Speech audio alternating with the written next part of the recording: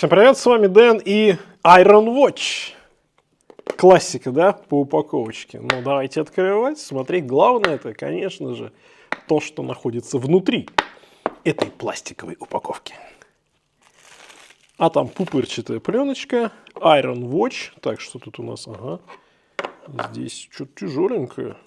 О, большая тяжеленькая карточка гарантийная и инструкция на 2 языках. А мы с вами пакетик сейчас будем открывать. И да. Ну что ж, любители винтажиков, ваш день сегодня.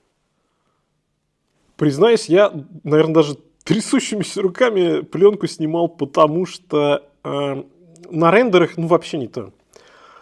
Я когда увидел этот ремешок, он мне очень понравился. Такой винтаж, и вот этот оттенок, он так классно сочетается с этим золотисто-коричнево-стальным корпусом. Блин, ну вот это круто. Очень классно. Еще и римские цифры. Немножко так отдает, да, винтажный Omega Constellation 50-х годов. И Iron Watch и называет эту модель Bubble Back. Ну, Bubble Back это такой пухлый зад, или можно сказать, ну, пузырчатый, да, зад.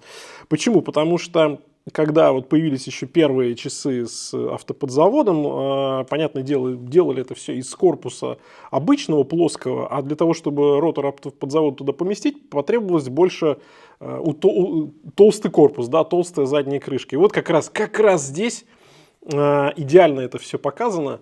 Посмотрите, да, вот именно ретро-корпус, когда центральная часть, она тонкая, высокий здесь рант и пухлая задняя крышка. Ну, все по лекалам 50-х.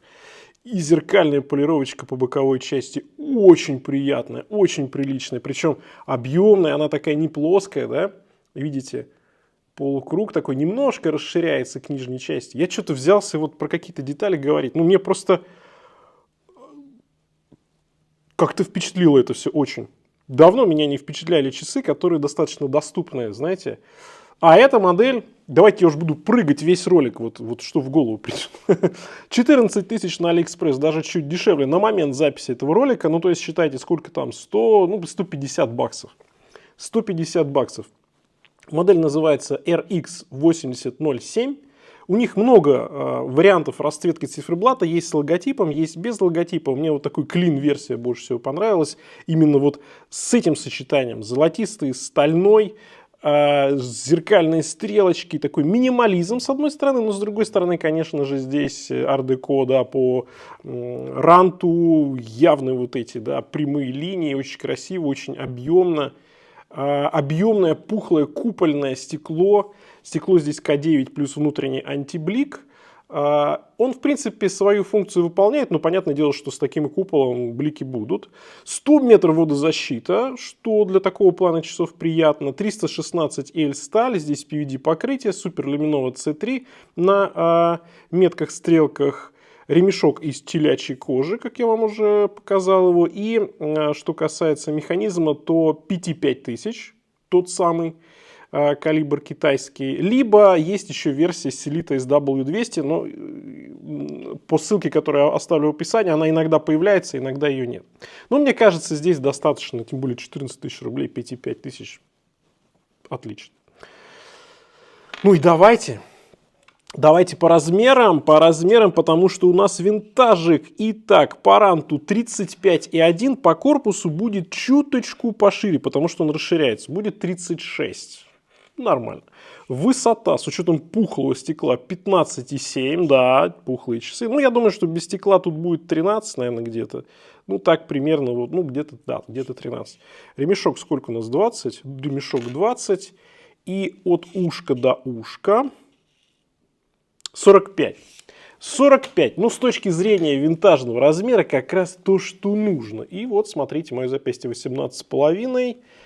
Ремешочек мягкий, тонкий, удобный, красивый такой сочный, насыщенный цвет, хорошо с золотистым сочетается. Прострочка тоже в тему здесь, да.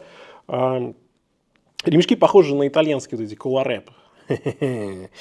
О, система быстрой замены есть. Ну, короче, ребята, покупатели уважают. Но я, конечно, не хочу такой ремешок снимать. Этот ремешок прям здесь хорошо подходит. Я даже вот думаю, что сюда можно поставить что-нибудь более строгое, да, может быть серенькое, может быть черненькое, тоже такого же плана. Ремень обязательно, да, не гладкий, не блестящий, вот именно такой сдержанный, но сочный, должно сочетаться. Может быть коричневый, да, может быть в тему. Ну, посмотрим. Или золотистый. Под солнышко, когда на улице будет. Так, да, по посадке мне нравится. Ушки длинные здесь. Еще такая площадочка получается между ушками. Дополнительно это все немножко визуально увеличивает часы. Я бы вот не сказал, что они 36. Реально они носятся где-то как 38. И при этом они будут как на небольшое запястье, так и на среднее. На крупное, наверное, будет маловато. Сатинирование с верхней части и, в принципе, все остальное зеркальная полировка, включая заднюю крышку. Здесь вообще по красоте все прям в зеркало. Так, у нас водозащита заявлена 100 метров, заводная здесь не завинчивается, и для повседневного как раз-таки это неплохо. Крепенько, четко здесь все идет. Заводная головка маленькая, аккуратненькая. Нашлепка еще вот эта вот пленка защитная здесь осталась. Ну ладно, пусть останется. Красивая, хорошая заводная головка. Здесь все прям неплохо. И мне нравится то, что циферблат, ну вот абсолютно чист и гармоничен. Ничего лишнего нет. Ни даты, естественно, никакой. Даже логотипа нет. Ни надписи никаких, ни автоматик, ничего. Вот прям шикарно. Прям шикарно. Мне нравится. Круто. Так, здесь кастом, нет, не кастомная, обычная застежечка. И ремешок тоже не брендирован. Очевидно, ремешки просто закупили для этих корпусов. Ну и правильно сделали. Зато ремешок классный. Вот ремешок здесь классный. На ремешке не сэкономили. Да и в целом по отделочке мне тоже все нравится, но об этом чуть позже. 70 грамм всего-то. Всего-то это немного. Ну и по отделке, да, мне нравится, что здесь достаточно сложный корпус, трехобъемник такой, зеркальная полировочка, да, у нас и здесь на ранте тоже с боковой части, и сверху, на меточках, да, часовых, здесь минутная разметка тоже имеется, зеркальная полировка на стрелках, но читаемость шикарная, потому что стрелки с люмом, и вот это вот все контрастное, даже когда немножко будет падать, например, яркий свет на эти часы.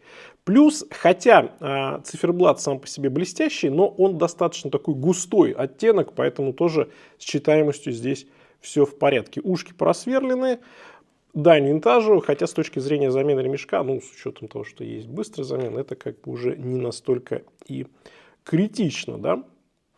Давайте макро посмотрим. По поводу стекла К9 он выбивает одно деление, то есть он чуть лучше, чем обычное минеральное стекло, но, понятное дело, не ждите от него, что это будет как сапфир работать.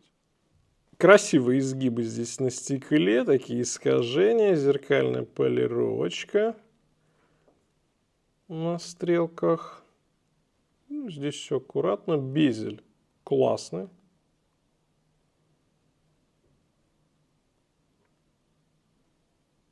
Прям хорошо, прям хорошо.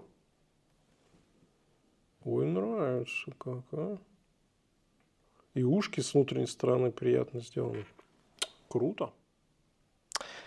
Что по итогам?